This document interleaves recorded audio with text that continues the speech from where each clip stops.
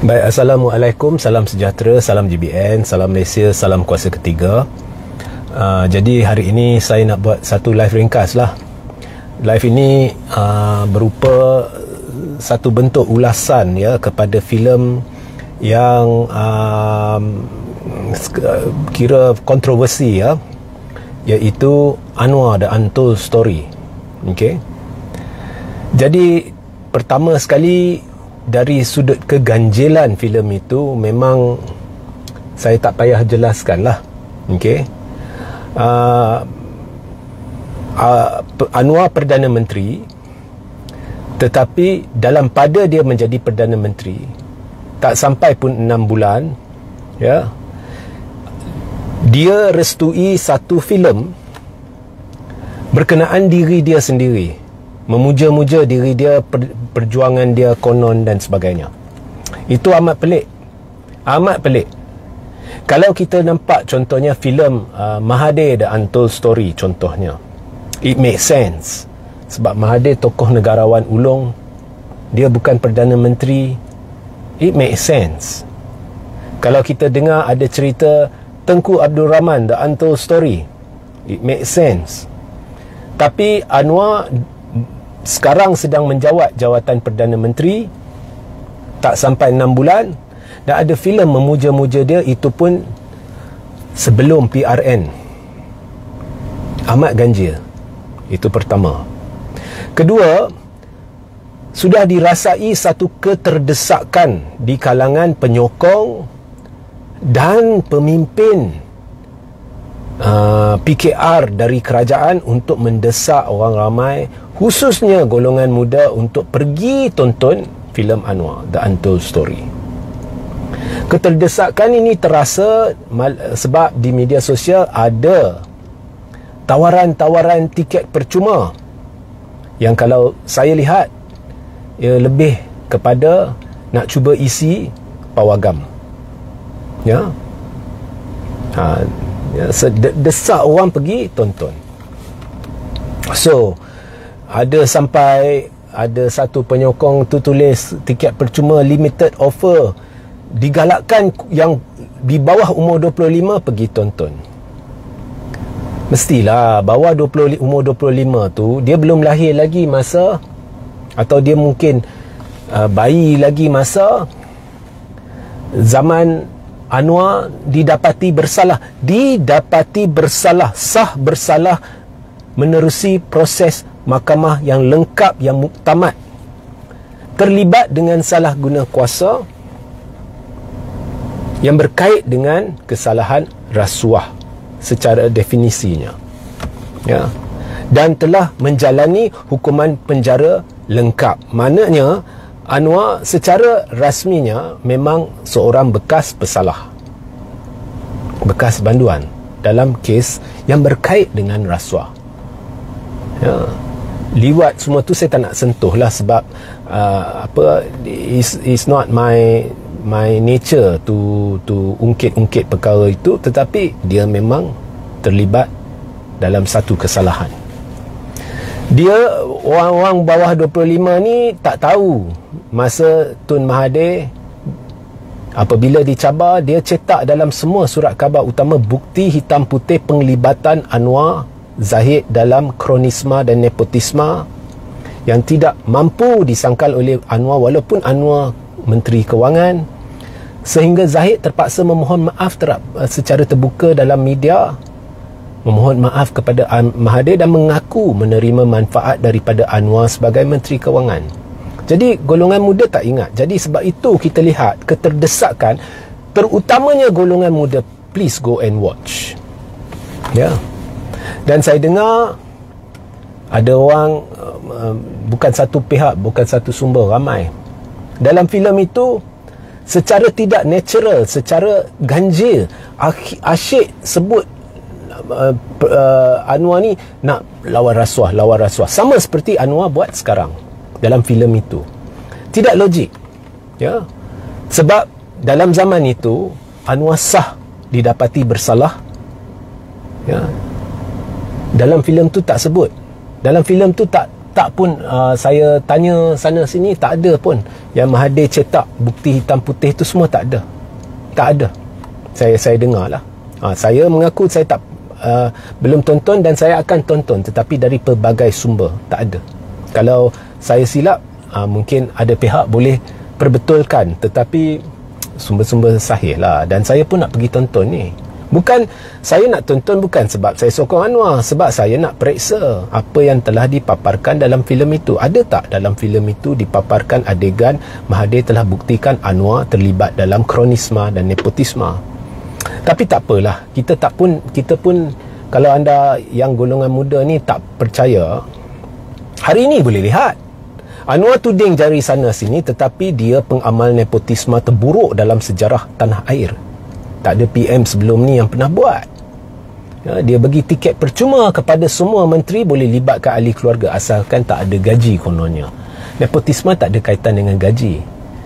Nepotisme adalah beri peluang dengan menyalahgunakan kedudukan supaya ahli keluarga dapat manfaat.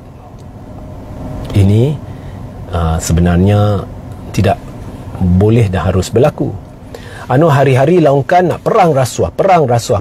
Sama juga, cakap lebih. Tapi orang yang dia janji nak siasat, iaitu Zahid Hamidi, tidak disiasat walaupun skandal LCS ada bukti hitam putih. Sebaliknya, Zahid diberi jawatan timbalan Perdana Menteri. Ada bukti hitam putih, tak disiasat. Tak ada bukti hitam putih, hanya atas syak didakwa di mahkamah. Pemimpin Melayu Islam yang memperjuangkan Islam didakwa di mahkamah. So macam-macam lah kepelikan dalam pentadbiran Anwar ini. So sekarang saya dapat rasakan keterdesakan untuk isi sinema, fill up the cinemas. Hari itu laporan media, hari pertama cecah 1 juta. Kalau anda tayangkan mana-mana filem melibatkan pemimpin kontroversi, fakta pertama ni, kalau anda tayangkan mana-mana filem yang melibatkan pemimpin kontroversi yang terkenal di seluruh dunia kerana kontroversi itu, memang boleh pecah panggung. Kalau anda buat Jolo The Untold Story, pecah panggung. Kalau anda buat Najib The Untold Story, pecah panggung. Kalau anda buat Tun Mahathir The Untold Story pun pecah panggung. So there is nothing to be proud of. Yang kita nak lihat, pembukaan tu tak penting sebab Anwar boleh kerah, DPKR boleh kerah. Biasanya filem-filem antarabangsa ni, dia punya benchmark ni hari pertama, minggu pertama, minggu kedua, bulan pertama. Berapakah kutipan? Adakah panggung akan penuh setiap hari untuk minggu pertama, untuk 2 minggu pertama? Itu baru petanda filem itu dikira pecah panggung. Tak payah tunggulah, saya boleh beritahu tak ada. Sebab saya boleh rasa keterdesakan. Tiket percuma, limited offer tiket percuma. Go and watch. Khususnya bawah 25 tahun. Dan dia masih menjadi Perdana Menteri. Dan propaganda disebarkan pada ketika dia jadi Perdana Menteri. Tak boleh. Memang banyak kepelikan lah dalam pentadbiran Anwar ni. Nampak terdesak. Sebelum PRN nampak terdesak. So malulah saya lah, malulah. Sebab negara saya ni ditadbir oleh orang sebegini. Kita pergi luar sana, asyik-asyik mana-mana, di Kuala Lumpur, di Pulau Pinang, di Ipoh, jumpa orang Melayu. Bilalah Anwar ni akan digugurkan? Ramai. Pergi kat surau, mereka duduk bincang. Bilalah Anwar ni akan digugurkan? Ramai. Pergi kat kedai kopi, bilalah Anwar ni akan digugurkan? Ramai. Tak tahan.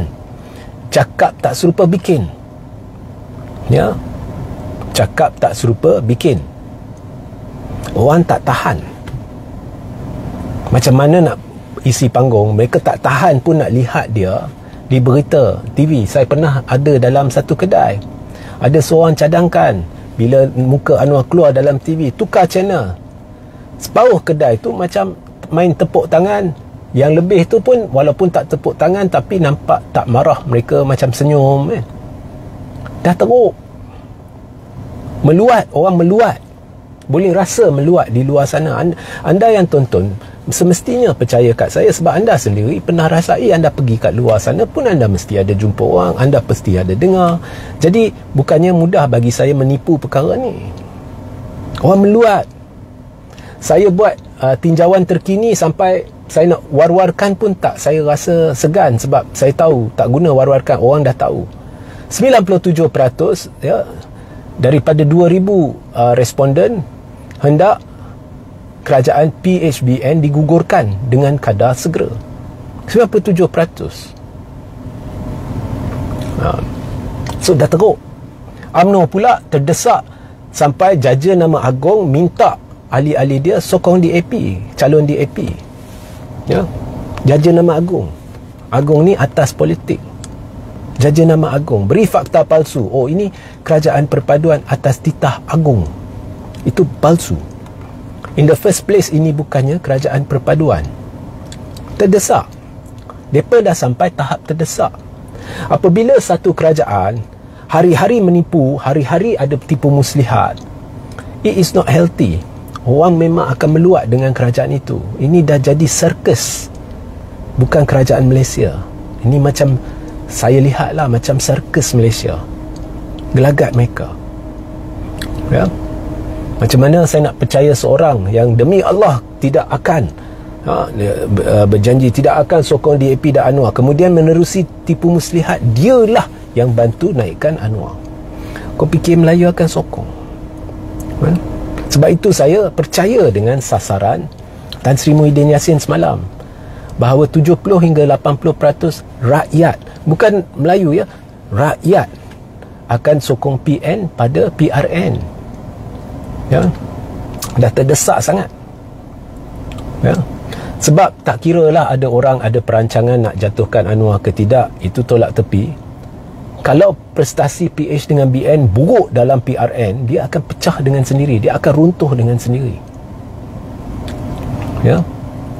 So zaman kegelapan lah kita ni. Ya, ada pemimpin sebegini. Kita dalam zaman kegelapan. Sehingga kita berjumpa di lain masa. Assalamualaikum, salam sejahtera, salam GBN, salam Malaysia, salam kuasa ketiga.